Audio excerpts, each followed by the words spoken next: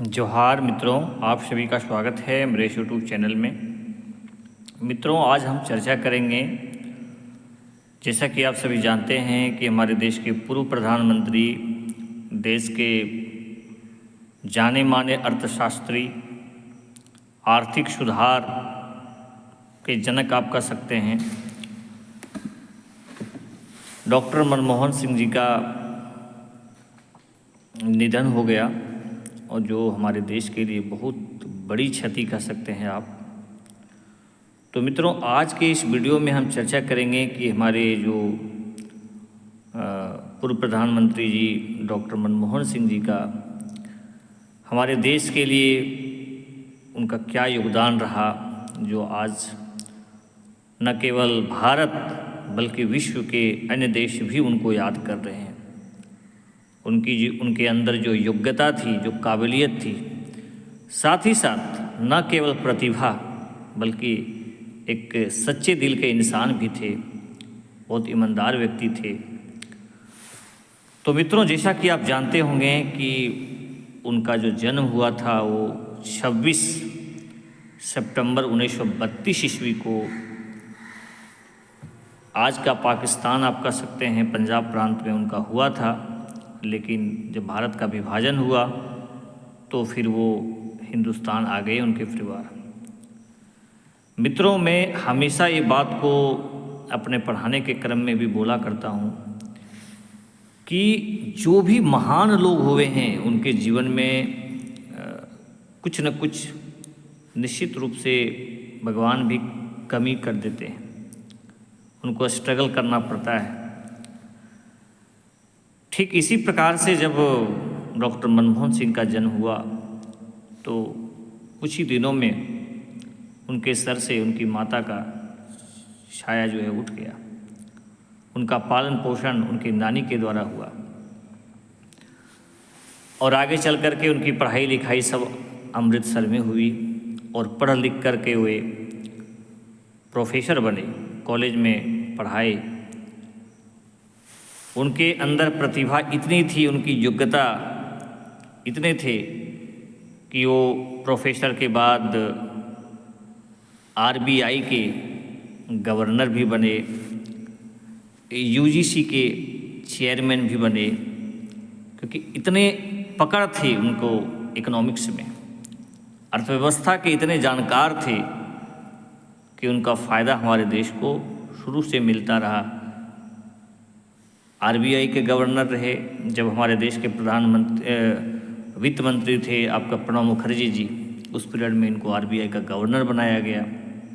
फिर यूजी का चेयरमैन भी बने और सबसे बड़ा मोड़ जिसके लिए यह देश हमेशा याद करेगा उनको, हर एक पढ़ने वाले, चाहे वो कोई भी चीज़ को पढ़ते हो, सिविल सर्विस का तैयारी करते हो या कंपटीशन का, चाहे एक सामान्य जो है डिग्री वो लेते हो, फिर भी जब भी वो भारतीय इतिहास के पन्नों को दोहराएंगे, इकोनॉमिक्स को पढ़ेंगे, भारतीय अर्थव्यवस्था के बारे में पढ़ेंगे, तो उनको निश्चित रूप से याद करेंगे। किस लिए? आर्थिक सुधार के लिए। क्योंकि पीवी नरसिम्हा राव जी के पीरियड में वे वित्त मंत्री थे और आर्थिक सुधार हुआ, उदारीकरण, वैश्वीकरण की पॉलिसी को लाया गया हमारी अर्थव्यवस्था में एक नई जान फूंकने के लिए। क्योंकि हमारी जो राजकोष हैं वो एकदम खाली हो गए थे, चरमरा गई थी, आर्थिक मंदी आ गई थी हमारे देश में। उस अर्थव्यवस्था को नई जान देने का काम हमारे दिवंगत प्रधानमंत्री जी डॉक्टर मनमोहन सिंह देने का काम किए।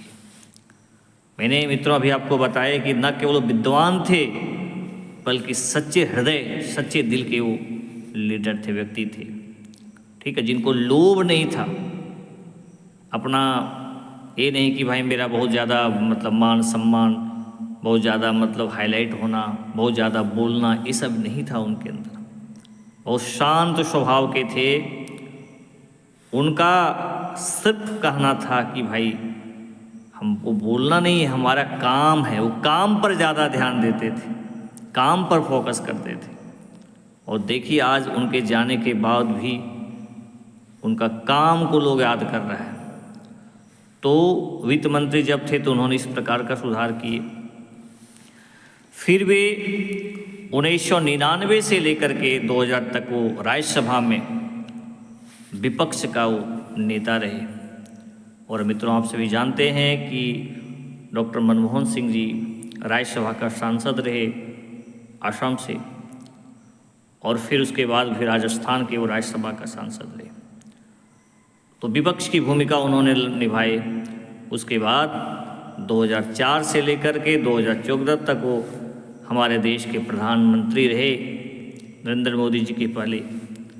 और उन 10 साल के पीरियड में वो कुछ उन्होंने हमारे देश को दे दिया जिसके लिए हमेशा याद आएंगे।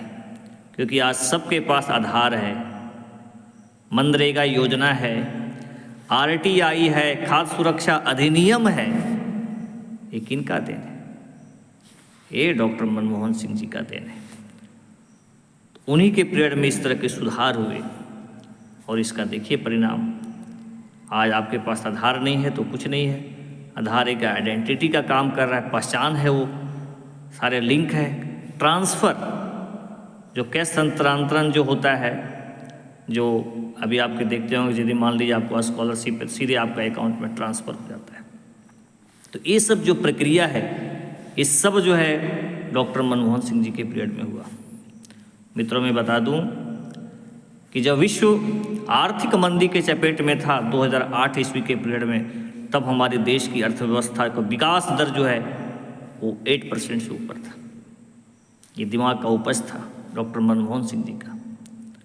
तो उनके द्वारा बहुत सारा सुधार किया गया।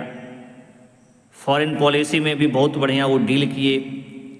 आप देखे होंगे न्यूक्लियर डील जो है उन्होंने डील किया। इसके लिए उनके जो सहयोगी जो दल थे उनका समर्थन भी वो वापस ले लिए थे। इसके बावजूद भी वो झुके नहीं, क्योंकि वो देश को आगे ले जाना चाहते थे, देश का विकास करना चाहते थे। आज भले हमारे बीच में डॉक्टर मनमोहन सिंह जी नहीं है, लेकिन वो हम सभी भारतीयों के प्रेरणा स्रोत हैं। आने वाली पीढ़ी के लिए, आने वाले जो नेता हैं, लीडर हैं, आगे चल कर के प्राइम मिनिस्टर बनेंगे, उनके लिए वो प्रेरणा के स्रोत हैं। हमें उनकी जीवनी से, उनके द्वारा जो किया गया काम है, उनका व्यक्तित्व से हमें सीखना चाहिए और उसे अपने जीवन में उतारने का प्रयास करना चाहिए। और हम सभी अपने चैनल के माध्यम से उनके दिवंगत आत्मा की शांति के लिए मैं भगवान से प्रार्थना करता हूँ कि उन्हें शांति प्रदान करें, शांत हो उनकी आत्मा, और मनमोहन सिंह जी फिर कभी हमारे देश की धरती पर आए और कुछ जो चीज़ वो नहीं काम कर पाए इस बार, वो आगे चल कर वो काम करें। इसी मेरी भगवान से भी प्रार्थना है। उनके सभी परिवार को भी इस दुख की घड़ी में दुख सहने की क्षमता प्रदान करे। यह देश हमेशा उनको याद रखेगा, हमेशा उनको सम्मान देगा, ऐसी मेरी आशा है। Thank you so much.